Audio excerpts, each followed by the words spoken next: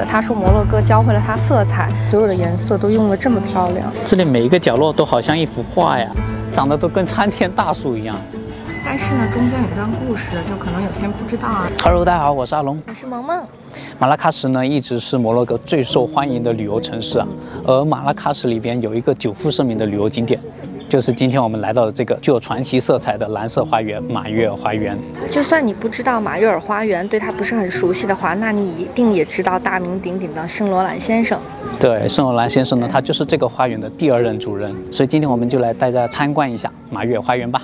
这个马约尔花园呢，最出名的一个色彩就是蓝色啊，特别浓烈、浓郁的蓝色，而且呢是遍布整个花园的，是所有的这个陶罐啊，然后还有那个墙壁，还有柱子都是蓝色，还有工作人员的那个衣服也是蓝色，所以一进来就被满眼的蓝色给震撼到了。而且我们今天特别的幸运，因为我们来的是刚好100周年。马约尔花园100周年，因为1924年呢，就是他的第1任主人，法国画家马约尔就来到这里买下了这块地，然后呢就创建了整个花园。当时呢，他是从世界各地收集了100多种这个仙人掌，还有各种热带植物种在这里，所以至今就有100年的历史了。大家看得到里面这些仙人掌吗？就是100年前种下的，从世界各地带回来的。我觉得无论是热爱色彩的，还是热爱园艺的，还是热爱时尚的，来到马约尔花园都能带来无尽的灵感，因为这里实在是太美了，太漂亮了。刚刚我们说到这个花园的第1任主人是马约尔，那么他的第2任主人就是很有名的圣罗兰先生。她跟她男朋友来到摩洛哥之前，那 YSL 它的设计风格是什么样的呢？就是黑白装。来摩洛哥之前，他们刚刚发布了那个 Smoking Dress， 就是那个吸烟装，得到了全世界人的喜爱和追捧。然后他们来到摩洛哥之后，就是我们可以看到圣罗兰先生他在书里写的，他说摩洛哥教会了他色彩，因为他在来摩洛哥之前，他以为世界都是黑白色的，但是来到马拉喀什之后，他才发现原来色彩是那么美妙的事情，所以他在之后的服装设计中把颜色运用到了淋漓尽致，就像这里的花园一样。对，像这里花园一样，到处都是彩色的。这里简直是仙人掌狂热爱好者的天堂。看这个仙人掌长得好高大，巨大无比，冲天的那种。哦，让我想起了那个迪拜塔。这里每一个角落都好像一幅画呀，色彩很鲜艳的画。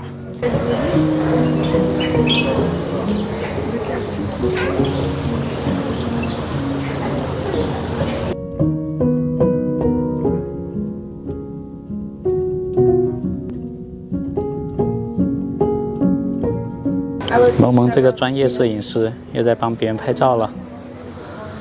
整个花园特别的美啊，我们逛了一直不愿意往前走。好大一个，比我的头大个10几倍吧，也就。蓝色的这个房子就是圣罗兰他伴侣的博物馆了，因为这外边设计的太美了，所以说拍照打卡的人特别多。整个马约尔花园它是有3个主色调的，包括就是浓郁的蓝啦，还有跳跃的黄啦，然后还有地面和墙土的这个红色，浓郁的红不是火烈的红，铺就了整个花园的这种色彩，特别的艳丽绚烂。我们一直往下逛，这个景都特别的美，这个花园真的绝了。圣罗兰先生的审美真的很不错。圣罗兰先生呢，他是重新设计并且装修了这个马约尔花园。在他去世之后啊，他把自己的骨灰撒在这个花园里边，他是誓死要跟这个花园在一起了。可见他对于这个花园的钟情是有多么的深啊！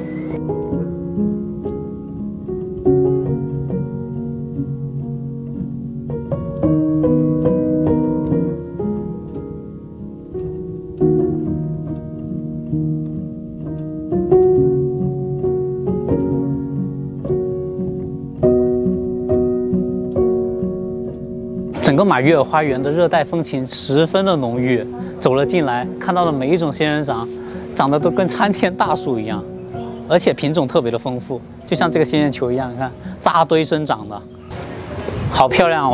我这辈子没有见过那么多仙人掌的，特别震撼。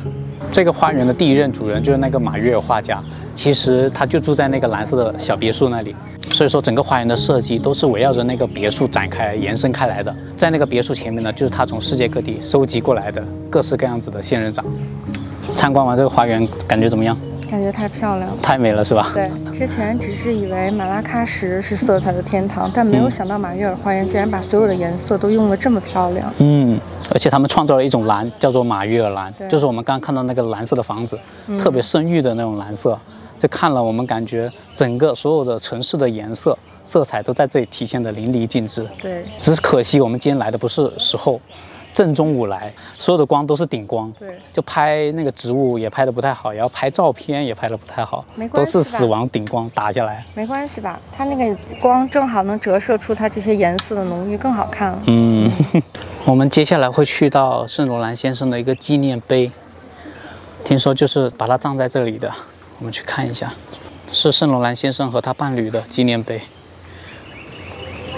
08年的时候他去世了。如果大家在创作方面没有了灵感，就来这里看一看吧，也许它能给你带来一些小启发，说不定就像圣罗兰先生那样子。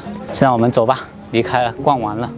大家来这个马约尔花园的话，一定要提前在网上买票啊，只能在官网上面买的。它有那个4点钟、3点半、2点半的时间可以选择，反正要买对应的时间才能进去。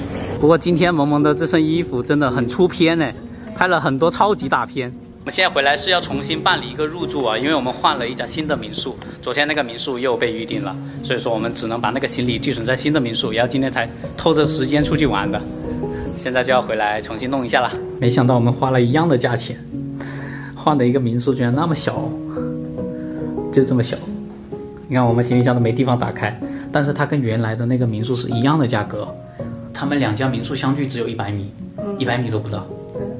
就是同一个小区，自己定价呗。对啊，可能就是定价的问题吧。和因为这边靠近欧洲嘛，就很多游客就来这里度假游玩，物价就被抬高了，所以物价都抬得很高，确实是。我们把电脑拿过来，原来的民宿这里上传视频了，因为我们现在新搬的那个民宿网络太差了，没办法，只能回来这里。走吧。这里有只猫。这边的背景还挺好看的。好好看啊，这个是吧？对，他们装修的好漂亮啊。对。那我们既然今天去了那个马约尔花园，也聊到了那个圣罗兰先生还有皮埃尔，就是想聊一下我们两个的感受。很多人都知道，就是圣罗兰先生，他们两个在一起很多年，一直到老年，然后一直到他去世。但是呢，中间有一段故事，就可能有些人不知道啊，就是圣罗兰先生他是出轨了，然后就开始酗酒，然后开始抽烟，做一些不好的事情。对。然后但是这其中这段时间，这个皮埃尔一直陪在他身边，就不离不弃，直到他去世。所以皮埃尔当时说过一句话，他说他这辈子离圣罗兰先生最远的距离，就是从他们家门口到他那个街角，就这么远的距离。就他相当于从来没有离开过他。对，山毛跟荷西在一起，其实荷西也有出过轨的，你知道吧？对啊，而且他有就是他很资深的书迷应该都知道吧？就是他有写这个故事。对啊，我就觉得虽然能理解，但是不太能接受，因为不是每一个人的爱都是比较无私的，他们的爱可能是属于那种比较没有私心的。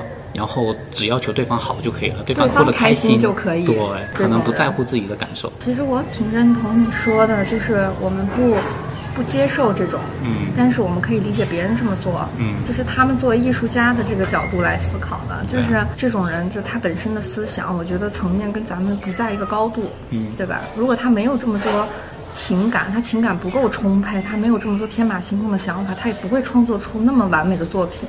那么今天我们的讨论就到此为止吧。毕竟到这个马约尔花园，其实我们更多的人是去拍照，去看看这个圣罗兰先生的一个故居吧，然后看看他亲手打造出来的这个美丽的花园。